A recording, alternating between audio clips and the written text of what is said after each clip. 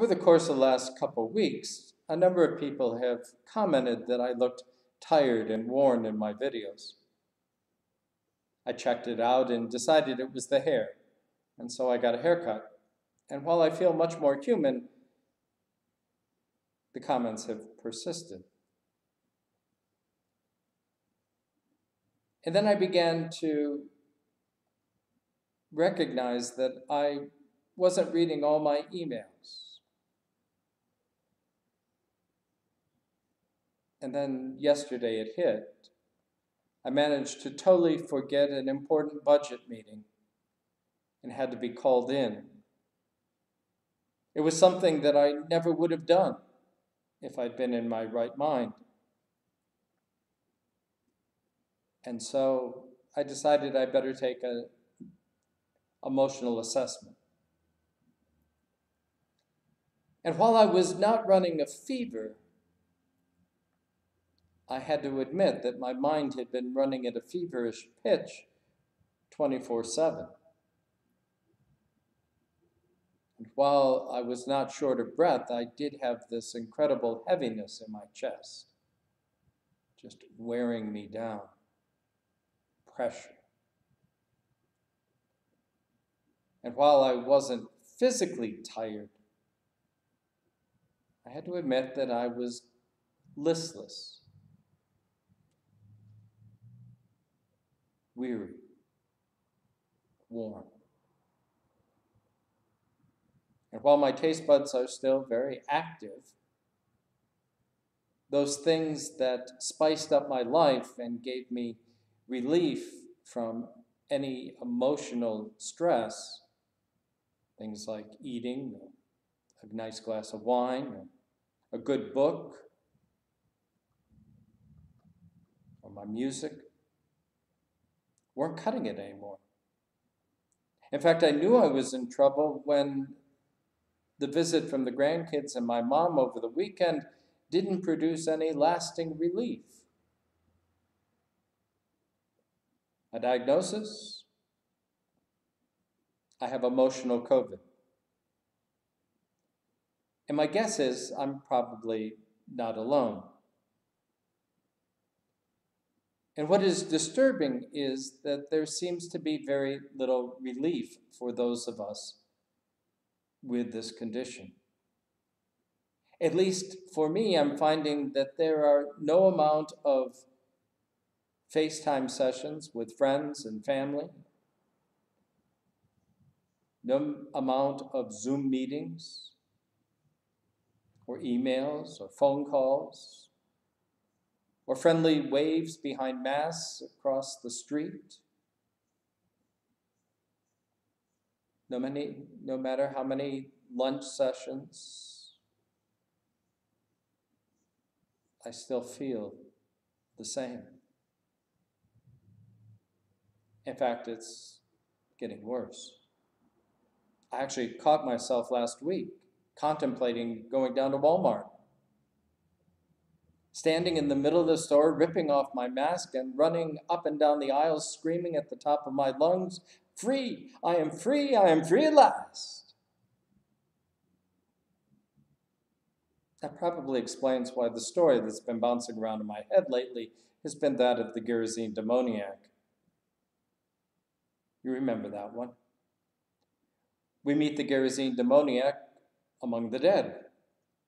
He's in the cemetery. That's where he's been hanging out lately. They try to chain him to protect him from himself and from others, but he just keeps breaking loose and running around. It's there that Jesus encounters him. Jesus perceives he has an evil spirit, and he calls the spirit out. "Tell me your name." "My name is Legion, for we are many." And Jesus casts the demon out into a herd of swine that happens to be grazing nearby. The swine go mad and rush over the cliff to their deaths. This kind of messed with the local economy. What's interesting to me is what happens to the man after he is set free from his demon. He wants to follow Jesus and to go with him. And I can understand that, because the only place I found any modicum of relief has been in my morning routine of exercise and meditation. In fact, there have been mornings when I've not wanted to leave my studio, because in the midst of that activity, God has been able to take me to a place of peace and refreshment. I just want to stay there. But I always get kicked out. And so did the young man.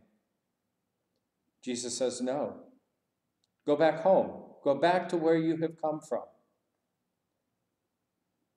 And once there, tell the story. And so here I am, back from where I came from, in my chair, telling the story. And perhaps that's exactly what we must do in this time of craziness, is to remember the story and to help one another remember the story. To keep it before us that God will provide for us in the midst of this. And that even when the world seems to be spinning in madness, God will bring sanity out of the chaos. He will still the storms of the world and of our minds, and bring us into that time of peace and refreshment. And so for the in-between time, come and sit a spell, and we'll share a story or two as we wade our way through this time, as we slog our way out of COVID and into a new day. Rise, shine, you people, Christ the Lord has entered. Our human story, God in him is centered. He comes to us by death and sin surrounded, with grace unbounded. See how he sends the powers of evil reeling. He brings us freedom, life and healing. All men and women who by guilt are driven, now are forgiven. Come celebrate, your banners high unfurling, your songs and prayers against the darkness hurling. To all the world go out and tell the story of Jesus' glory.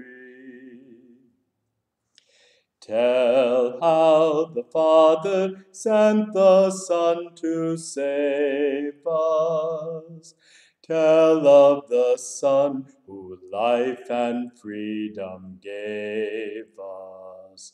Tell how the Spirit calls from every nation, God's new creation.